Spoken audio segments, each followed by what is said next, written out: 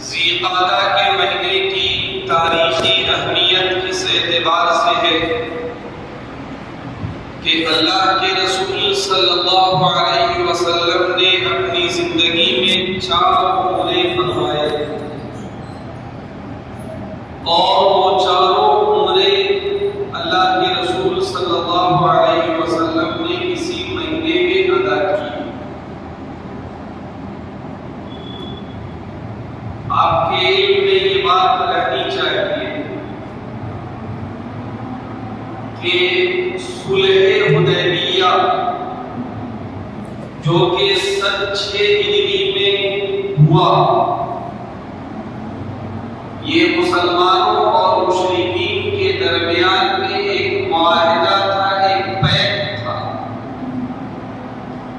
حدیبیہ نامی مقام پر یہ صلح ہوئی تھی، اسی وجہ سے اسے صلح حدیبیہ کہا جاتا ہے۔ صلح حدیبیہ سے پہلے ایسا ماحول تھا کہ مسلمانوں کو اس وقت اجازت نہیں تھی کہ وہ مکہ آئیں اور کعبے کی زیارت سے مشرف کو عمرہ ادا کریں، لیکن جب سن 6 ہجری میں صلح حدیبیہ ہوئی، مشرکین مسلمانوں کے پاس آنے لگے اور مسلمانوں کو بھی اجازت ہوئی کہ وہ مشرکین سے میل جول رکھ سکتے ہیں، مکے آ جا سکتے ہیں۔ تو اللہ کے رسول صلی اللہ علیہ وسلم نے پہلا عمرہ سن 7 ہجری میں اپنے صحابہ کرام کے ساتھ کیا، اور اس کے بعد مختلف مواقع میں کبھی جنگ سے واپسی کے موقع پر تو کبھی کسی اور موقع پر اللہ کے رسول نے عمرے کیے، اور یہ کل 4 عمرے تھے۔ اللہ کے رسول نے اپنی زندگی میں صرف ایک حج کیا۔ آپ کے علم میں یہ بات رکھنی چاہیے کہ احکامات جو آئے ہیں وہ زیادہ تر مدنی دور میں آئے۔ اللہ کے رسول صلی اللہ علیہ وسلم ہجرت فرما کر جب مدینے تشریف لے گئے، اس کے بعد عملی احکامات وارد ہونا شروع ہوئے۔ زکوٰۃ کا حکم، روزے کا حکم، حج کا حکم، اور اس کے علاوہ بہت سارے احکامات اور اس کی تفصیلات جو وارد ہوئی ہیں وہ سب مدنی دور میں وارد ہوئی۔ یہی وجہ ہے کہ قرآن پاک کی جو صورتیں ہیں ان کی ایک تقسیم مکی صورتیں اور مدنی صورتیں۔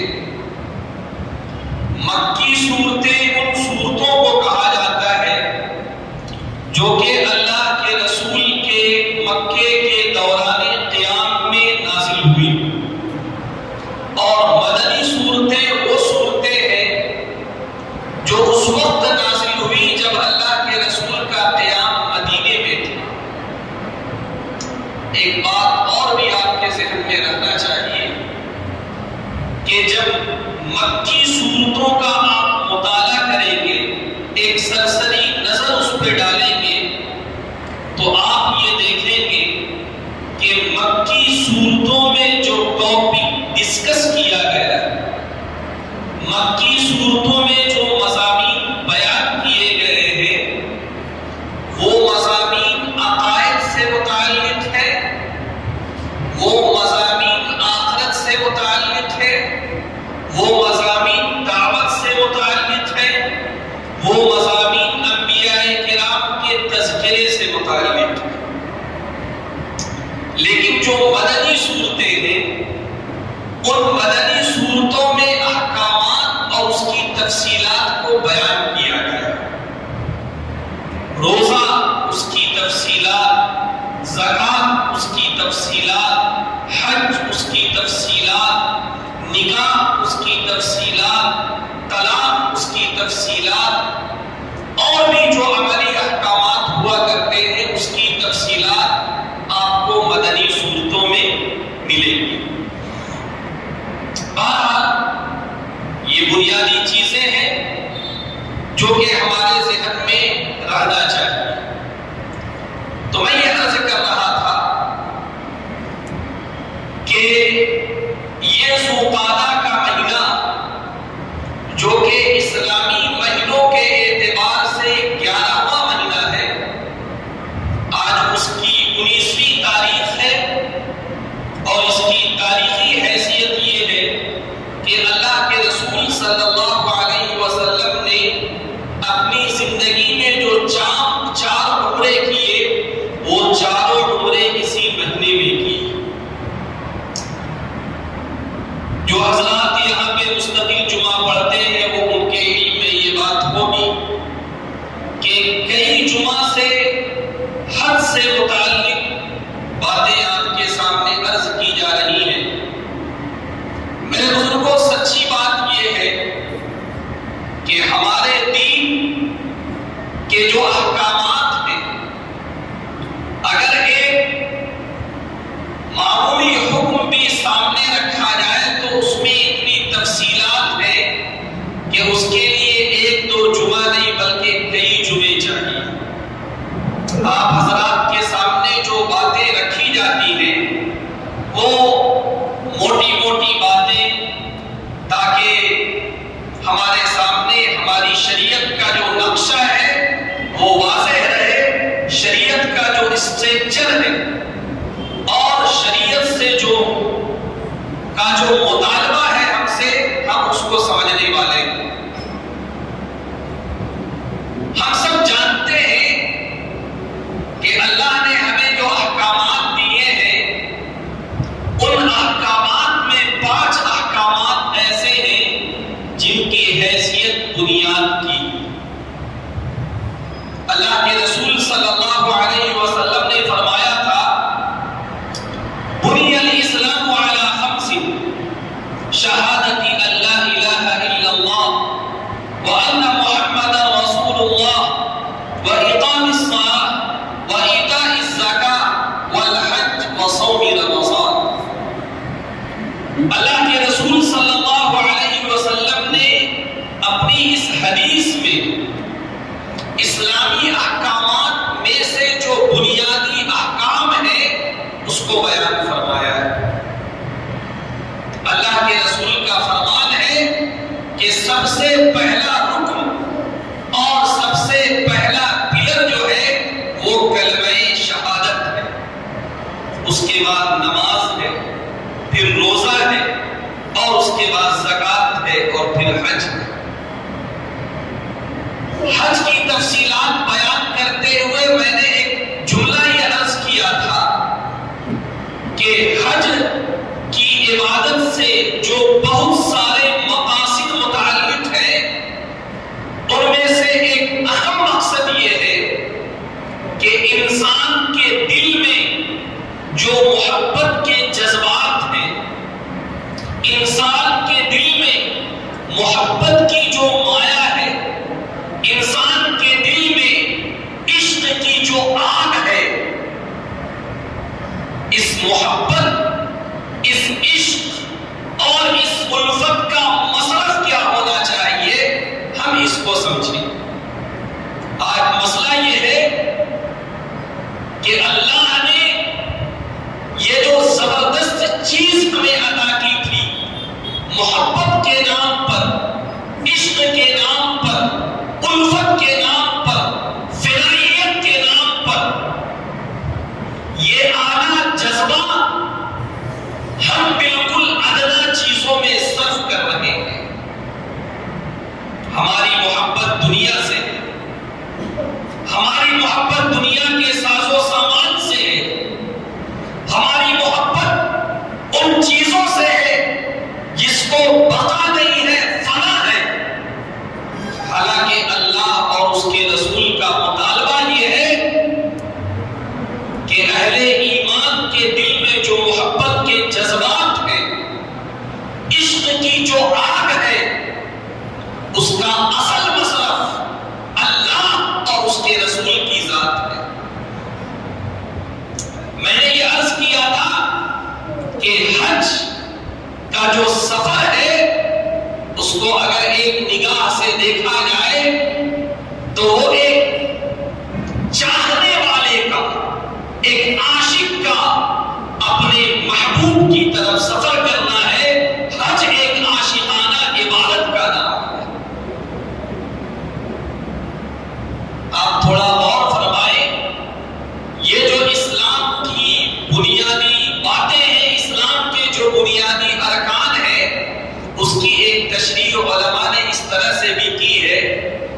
یہ جو کلمہ شہادت ہے وہ کیا ہے؟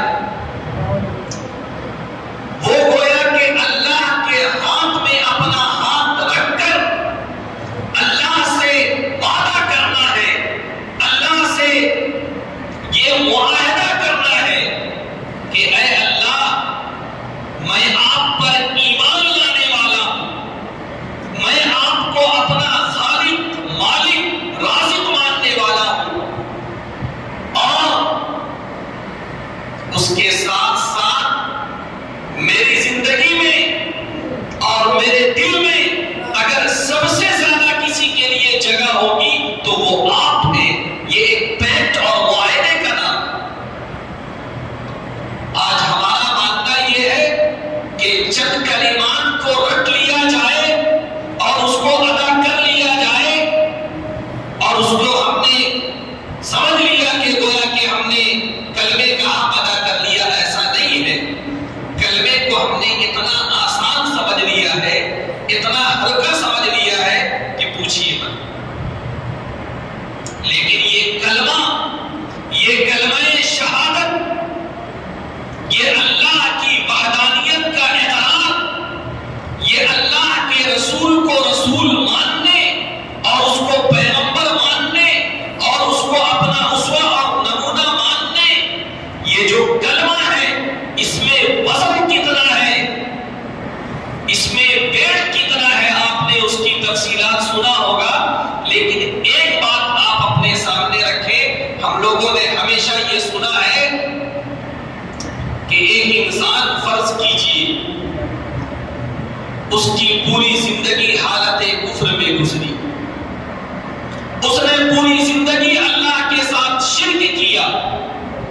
ایک انسان وہ پوری زندگی اللہ کی نافرمانی کرتا رہا، لیکن اللہ نے اسے توفیق دی، اللہ نے اسے ایمان کی دولت سے نوازا، اللہ نے اس کے سینے کو ایمان کے لیے جب کھولا اور اس نے اپنی زبان سے کہا اشہد ان لا الہ الا اللہ واشہد ان محمد رسول اللہ، تو اللہ کے رسول کا فرمان ہے الاسلام یہدم ما کان قبلہ۔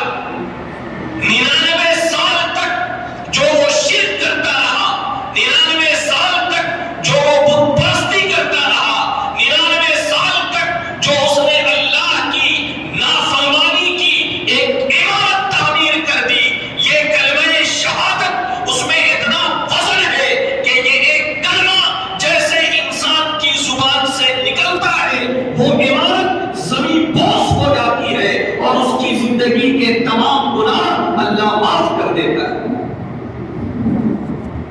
کلمے میں اتنا وزن تھا، اتنا وزنی کلمہ ہمیں عطا کیا گیا، لیکن ہمیں اس کی کوئی پرواہ نہیں۔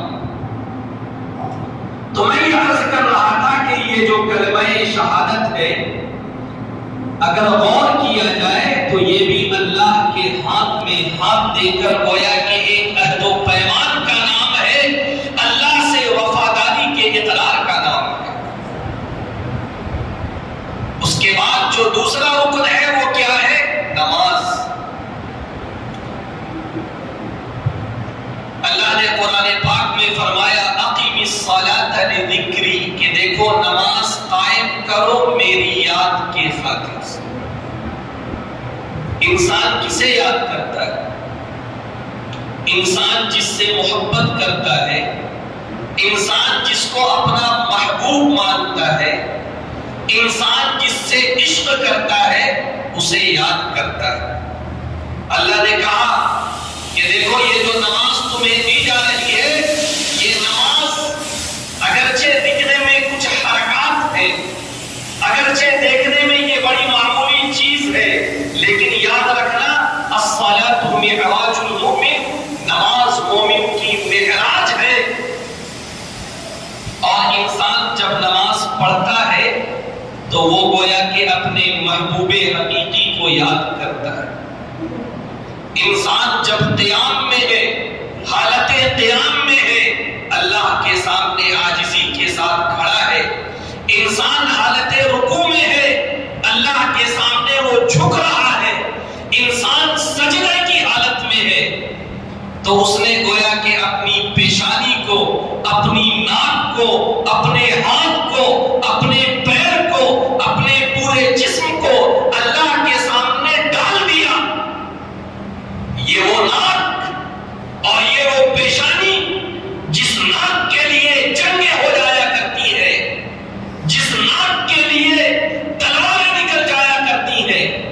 انسان کی جو انا ہوتی ہے اس انا کے لیے کبھی کبھی انسان اپنے پورے مال کو برباد کر دیتا ہے، اپنے خاندان کو برباد کر دیتا ہے، لیکن اپنی انا میں کوئی نقصان برداشت نہیں کرتا۔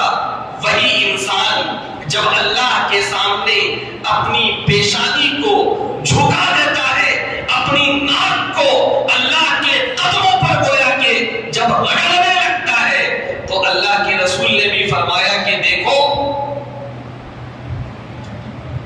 جب انسانوں کی طرف سے عاجزی کی انتہا ہوتی ہے تو اللہ بھی اس عاجزی کے بدلے میں اسے بڑی بلندی عطا کرتا ہے۔ اللہ کے رسول صلی اللہ علیہ وسلم نے ایک موقع پر فرمایا تھا، من تواضع للہ رفعہ اللہ عز وجل، کہ دیکھو جو اللہ کے لیے جھکتا ہے اللہ اسے بلند کرتا ہے۔ آج سارا تماشا یہی ہے کہ ہم نے اپنی کمر میں لکڑی اور لوہا لگا رکھا ہے، بیٹا باپ کے سامنے جھکنے کے لیے تیار نہیں، بیٹی ماں کے سامنے جھکنے کے لیے تیار نہیں، شاگرد استاذ کے سامنے جھکنے کے لیے تیار نہیں، چھوٹا بھائی بڑے بھائی کے سامنے جھکنے کے لیے تیار نہیں۔ ہر آدمی اپنی انا میں ہے، ہر آدمی اپنی عقل میں ہے۔ کیا مجال ہم نے خاندانوں کو ٹکڑے ہوتے دیکھا ہے، ہم نے خاندانوں کو بگڑتے دیکھا ہے، منتشر ہوتے دیکھا ہے، صرف ایک ضد کی وجہ سے، ایک عقل کی وجہ سے۔ سمجھانے کی ضرورت نہیں ہے، اللہ ہم سب کو معاف کرے، گھر گھر کا تماشا ہے یہ آج۔ بس ایک تھوڑی سی بات، باپ کی چاہت یہ ہے کہ بیٹا ایسا کر لے، بیٹا اپنی عقل میں ہے کہ نہیں میں ایسا کیسے کر سکتا ہوں۔ ساس کی چاہت یہ ہے کہ بہو ایسا کر لے، بہو اپنی عقل میں ہے کہ نہیں میں ایسے کیسے کر سکتی ہوں۔ شوہر کی چاہت ہے کہ بیوی تھوڑا یہ معاملہ اس طرح سلجھا لے، بیوی اپنی عقل میں ہے کہ نہیں میں بیرسٹر کی بیٹی ہوں، میں بہت بڑے آدمی کی بیٹی ہوں، میں کیوں کمپرومائز کروں۔ اسی عقل نے پورے خاندانی نظام کو تباہ کر کے رکھ دیا۔ لیکن اللہ کے رسول نے فرمایا تھا جو جھکتا ہے اللہ اسے بلند کرتا ہے۔ من تواضع للہ رفعہ اللہ عز وجل، جو اللہ کے لیے جھکتا ہے اللہ اسے بلند کرتا ہے۔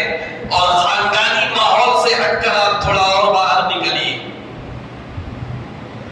آج جو اداروں میں، آج جو تنظیموں میں، آج جو کمیٹیوں میں جو انتشار ہے، جو جھگڑا ہے، جو فساد ہے، اس کے پیچھے کچھ نہیں ہے، صرف اپنی انا۔ تو میرے بزرگوں، ہماری شریعت تو یہ سکھاتی ہے کہ اللہ کے لیے جھک جاؤ، اللہ کے لیے پچھ جاؤ۔ ایک موقع پر اللہ کے رسول صلی اللہ علیہ وسلم نے فرمایا تھا کہ ایک شخص حق پر ہو اور حق پر ہونے کے باوجود صرف جھگڑے سے بچنے کے لیے، ٹکراؤ سے بچنے کے لیے، ٹینشن سے بچنے کے لیے اگر وہ اپنا حق چھوڑ دیتا ہے، مان کے چلیے دو بھائیوں میں جھگڑا ہے زمین کے مسئلے میں، کسی اور مسئلے میں، اصول کے اعتبار سے حق بنتا ہے بڑے بھائی کا، لیکن اس بڑے بھائی نے قربانی کرتے ہوئے کہا کہ چلو گھر میں ٹینشن کا ماحول پیدا نہ ہو، گھر میں جو ہے صاحب بودریشن کا ماحول پیدا نہ ہو، چلو ٹھیک ہے تمہاری ضدیں تم ہی رکھو۔ اگر کوئی اس طرح کی قربانی دیتا ہے، اللہ کے رسول نے فرمایا کہ اگر کوئی حق پر ہونے کے باوجود مجادلہ اور جدال سے، جھگڑے سے بچنے کے لیے اگر اپنا حق معاف کر دے، میں جنت کے درمیان کے درمیان میں اس کے لیے گھر کا وعدہ کرتا ہوں۔ خیر، تو میں یہ عرض کر رہا تھا کہ ایک انسان جب نماز کی عبادت ادا کر رہا ہوتا ہے اور اپنی پیشانی کو جب اللہ کے گویا کے قدموں پر رگڑ رہا ہوتا ہے تو اللہ کے رسول صلی اللہ علیہ وسلم نے فرمایا اقرب ما یکون العبد من ربہ وہو ساجد، کہ دیکھو ایک بندہ اپنے رب کے قریب سب سے زیادہ اس حالت میں ہوتا ہے جب وہ سجدہ کر رہا ہوتا ہے۔ قرآن کی آیت ہے فَاسْجُدْ وَاقْتَرِبْ، سجدہ کرو اور اللہ کے قریب ہو جاؤ۔ تو یہ نماز تو اس لیے تھی کہ ہم اللہ کے قریب ہوں، اللہ کا قرب اختیار کریں اور اللہ سے محبت کا جو اقرار ہم نے کیا ہے اس اقرار کی وفاداری گویا کہ اس طرح سے ہم کریں۔ اللہ نے ہمیں زکوٰۃ کا نظام دیا، اللہ نے ہمیں روزے کا نظام دیا۔ زکوٰۃ کیوں؟ یہ بھی اس لیے کہ اللہ کا حکم ہے، میرے محبوب کا حکم ہے کہ مال خرچ کرو۔ عشق و محبت کی راہ میں بھی مال خرچ کرنا پڑتا ہے۔ میرے محبوب حقیقی کا حکم ہے، اللہ کا حکم ہے مال خرچ کرو۔ ہم اللہ کے حکم کی وجہ سے مال خرچ کرتے ہیں تاکہ اللہ کی رضا ہمیں حاصل ہو۔ اللہ نے روزے کا حکم دیا کہ تقویٰ پیدا کرنا ہے، مجھ سے اگر ڈرنا ہے، میرا خوف اپنے اندر پیدا کرنا ہے، میری محبت اپنے اندر اگر پیدا کرنا ہے تو وہ کھانا جو تمہیں بہت محبوب ہے، وہ پینا جو تمہیں بہت محبوب ہے، وہ بیوی جو تمہیں محبوب ہے، محبوب حقیقی کو پانے کے لیے، معشوق حقیقی کو پانے کے لیے یہ جو چھوٹے چھوٹے تمہارے محبوب ہیں اس کو کچھ دیر کے لیے تم چھوڑو تاکہ پتہ چلے کہ تمہارے اندر اس محبوب حقیقی کی محبت زیادہ ہے یا یہ دنیا میں چھوٹے چھوٹے اور جھوٹے محبوب ہیں ان کی محبت تمہارے اندر زیادہ ہے۔ تو اگر غور کیا جائے تو روزہ بھی اسی عشق کی آگ اور چنگاری کو مزید بھڑکانے کے لیے ہے۔ اور جہاں تک حج کی بات ہے تو علماء کا بیان ہے کہ حج تو سراپا ایک عاشقانہ سفر کا نام ہے۔ اس سے پہلے والے جمعے میں بھی کچھ باتیں آپ کے سامنے عرض کی گئی تھی۔ آپ حج کے اعمال پر تھوڑا سا غور فرمائیں۔ جب انسان حج یا عمرے کا ارادہ کرتا ہے، دو چادریں وہ اپنے بدن پر رکھتا ہے اور یا تو اپنے مقام سے یا پھر ایک خاص مقام جسے ہم میقات کہتے ہیں اس کے آنے سے پہلے ان دونوں چادروں کو اوڑھ لیتا ہے، اسے زیب تن کر لیتا ہے اور پھر بیت اللہ کا وہ سفر کرتا ہے۔ ایک بات ہم ذہن میں رکھیں کہ یہ جو کعبہ ہے اس کے بارے میں علماء کا فرمان یہ ہے کہ دنیا کے بالکل بیچ میں یہ کعبے کی جو عمارت ہے یہ دنیا کے بالکل بیچ میں، اور ایک وہ جگہ ہے جسے میقات کہا جاتا ہے۔ اگر کعبے کو سینٹر مانا جائے تو ایک بہت بڑا دائرہ ہے، گویا کہ دنیا کے کسی بھی مقام سے اگر کوئی آ رہا ہے تو اس دائرے کو اسے پار کرنا ہے، اور چاروں طرف سے حد بندی کر دی گئی کہ اگر کوئی پچھم سے آئے اس کا یہ میقات، اگر کوئی پورب سے آئے اس کا یہ میقات، اگر کوئی اتر سے آئے اس کا یہ میقات، اگر کوئی دکھن سے آئے اس کا یہ میقات۔ تو گویا کہ یہ جو میقات ہے وہ بھی ایک دائرے کا نام ہے، بڑے دائرے کا نام ہے۔ اس میقات سے جو بھی گزرے گا اگر وہ عمرہ اور حج کی نیت کر کے جا رہا ہے تو اسے احرام پہن کر گزرنا ہوگا۔ بات سمجھ میں آ رہی ہے؟ تو ایک ہے کعبہ، کعبے عمارت اور ایک ہے میقات کا دائرہ۔ اس کے بعد آپ ایک چیز اور سمجھیں کہ یہ جو کعبہ ہے، کعبے کے ارد گرد ایک مسجد ہے جسے ہم نے تصویروں میں بھی دیکھا ہوگا۔ اس مسجد کا نام ہے مسجد حرام، قابل احترام مسجد۔ قرآن پاک میں بھی اس مسجد حرام کا ذکر ہے، وَمِنْ حَيْثُ خَرَجْتَ فَوَلِّ وَجْهَكَ شَطْرَ الْمَسْجِدِ الْحَرَامِ۔ تو ایک کعبے کی عمارت، ایک اس کے ارد گرد جو مسجد ہے وہ مسجد حرام ہوئی۔ ایک اور دائرہ ہے جو مسجد حرام سے گویا کہ بہت دور تک وہ دائرہ ہے، اسے کہا جاتا ہے حدود حرم۔ جو حضرات حج کر چکے ہیں وہ ضرور اس بات سے واقف ہوں گے کہ حرم کی بھی حد بندی ہے۔ جب ایک انسان اپنے علاقے سے آ رہا ہوتا ہے، سب سے پہلے وہ میقات کو پاتا ہے، میقات سے جب وہ گزرتا ہے پھر وہ حرم کو پاتا ہے، حدود حرم سے جب وہ گزرتا ہے پھر اس کے بعد مکے کے شہر میں جاتا ہے، اور اس کے بعد جب اس کا عمرہ کرنے یا حج کرنے کا ارادہ ہوتا ہے وہ مسجد حرام میں جاتا ہے، اور جب مسجد حرام کو بھی عبور کر لیتا ہے تو وہ کعبے کا دیدار کرتا ہے۔ یہ ہے ترتیب، ایک ہے میقات، ایک ہے حدود حرم، ایک ہے مسجد حرام، اور ایک ہے کعبہ۔ ایک اور بات یاد رکھیں تاکہ اللہ ہم لوگوں کو جب بھی موقع دے وہ باتیں ہمیں کام آئے۔ یہ جو میقات اور حدود حرم کے درمیان کی جگہ ہے، اس جگہ کو شریعت کی اصطلاح میں حل کہا جاتا ہے۔ حل، مقام حل، بڑی ہا اور لام حل، اس کے اپنے اپنے احکامات ہیں۔ حدود حرم کے بھی احکامات ہیں۔ وہاں پہ آپ کو شکار نہیں کرنا ہے۔ کوئی شکاری پرندہ اگر آ کر بیٹھ بھی گیا، کبوتر اگر آ کر بیٹھ بھی گیا، آپ کو گولی نہیں مارنا ہے، آپ کو تیر نہیں چلانا ہے۔ کوئی اور اس طرح کا جو ہے کوئی پرندہ آ کر بیٹھ گیا، آپ کو شکار نہیں کرنا ہے۔ ہرن اگر آپ کے سامنے سے گزر گئی، آپ کو شکار نہیں کرنا ہے۔ حرم کی جو گھاسیں ہیں اسے اکھاڑنا نہیں ہے، حرم کے جو پیڑ پودے ہیں اسے اکھاڑنا نہیں ہے۔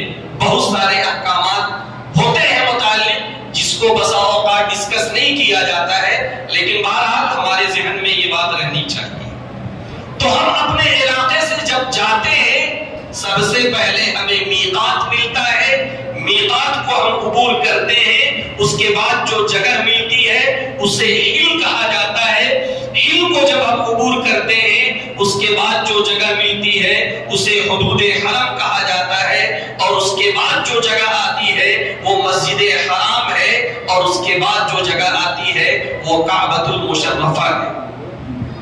تو میں یہ عرض کر رہا تھا کہ حج کے جو اعمال ہیں ان اعمال کو اگر آپ غور کی نظر سے دیکھیں تو آپ کیا دیکھتے ہیں کہ ایک انسان یا حج یا عمرے کی نیت سے چادر باندھ کر وہ اللہ کے طرف گویا کہ رواں دوا ہے، وہ کعبے میں جاتا ہے، کعبے کی زیارت کرتا ہے، کعبے کا طواف کرتا ہے، صفا مروہ کے درمیان میں وہ چکر لگاتا ہے، وہ حجر اسود کو بوسہ دیتا ہے۔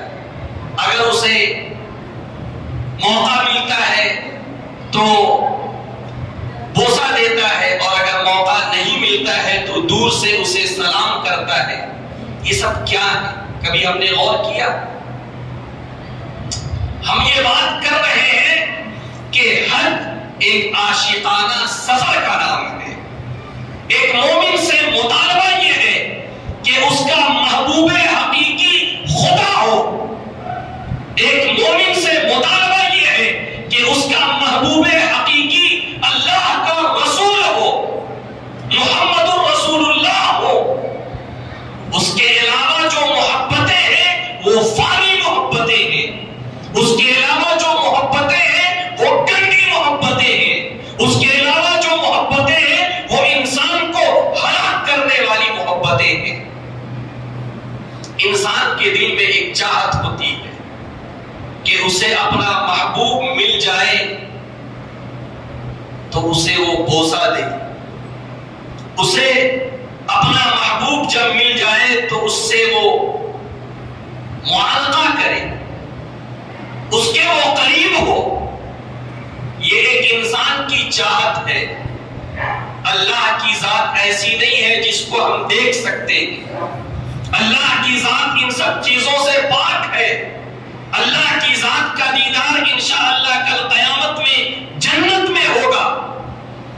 اور قرآن پاک میں جو کہا گیا للذین احسنوا الحسنى وزیادہ، کہ جو لوگ نیک کام کریں گے ان کے لیے حسنہ ہے یعنی جنت ہے، وزیادہ، وہ زیادہ کیا چیز ہے؟ وہ اللہ کا دیدار ہے، یہ علماء نے فرمایا۔ لیکن بہرحال جب تک ایک انسان جس کے دل میں اللہ کی محبت ہے، اس دنیا میں ہے، ایک چاہت اس کے اندر امٹتی ہے۔ ایک حدیث پاک میں یہ بات آئی، اللہ کے رسول نے فرمایا کہ حجر اسود کو میرا دائنا ہاتھ سمجھو۔ حجر الاسود یمین اللہ فی الارض، کہ حجر اسود یقیناً وہ ایک پتھر ہے، لیکن تصور کرو کہ وہ اللہ کا دائنا ہاتھ ہے۔ اور اسی وجہ سے کہا گیا کہ موقع ملے تو اسے چوم لیا جائے، اور اگر موقع نہ ملے تو دور سے اسے استلام کر لیا جائے، گویا کہ دور ہی سے اس کو بوسہ لے لیا جائے۔ اور موقع ملے تو کعبے کا غلاف پکڑ کر دعا کی جائے۔ جن کو موقع ملتا ہے کعبے کا غلاف پکڑ کے دعا کرتے ہیں، لیکن یہ کہا گیا کہ جب کعبے کا غلاف انسان کے ہاتھ میں ہو تو تصور یہ ہونا چاہیے کہ گویا کہ اللہ کا دامن میرے ہاتھ میں۔ وہ ایک کپڑا نہیں ہے، وہ ایک چادر نہیں ہے، وہ ایک علامت ہے۔ آپ کے دل میں عشق و محبت کے جو جذبات ہیں اس کی تسکین کا سامان ہے۔ اور حجر اسود اور کعبۃ اللہ کے دروازے کے درمیان کا جو حصہ ہے جسے ملتزم کہتے ہیں، کہا جاتا ہے موقع ملے تو اس سے انسان چمٹ کر دعا کرے اور یہ تصور کرے گویا کہ اللہ کی ذات سے، گویا کہ اللہ کی ذات سے معانقے کا موقع ہمیں ملا ہے۔ تو یہ جو اللہ نے انتظام کیا ہے، یہ ہمارے عشق اور محبت کے جو جذبات ہیں اس کی تسکین کے لیے اللہ نے انتظام کیا ہے۔ لیکن پھر سے میں وہی بات عرض کروں گا کہ آج کیا کہا جائے، حج کو ایک ٹور بنا دیا گیا۔ حج کیا تھا اور اسے کیا بنا دیا گیا؟ آج تو یہ تصور ہے کہ صاحب پیسہ ہمارے پاس ہے، ایک سفر کر کے ہم بھی چلے آئیں گے۔ تو جس طرح خالی الذہن ہو کر جاتے ہیں، اللہ ہم سب کی حفاظت کرے، اسی طرح خالی الذہن ہو کر آ جاتے ہیں۔ ورنہ حج کے پیچھے جو مقاصد ہے اگر وہ ہمارے سامنے رہے تو حج کر کے جب انسان آئے گا تو اس کی زندگی میں ایک انقلابی تبدیلی پیدا ہو چکی ہوگی، اس کی زندگی بدل چکی ہوگی، اس کی زندگی بالکل مختلف ہو چکی ہوگی۔ لیکن یہ اس وقت جب کہ ان باتوں کو سامنے رکھا جائے جن باتوں کو سامنے رکھنا چاہیے۔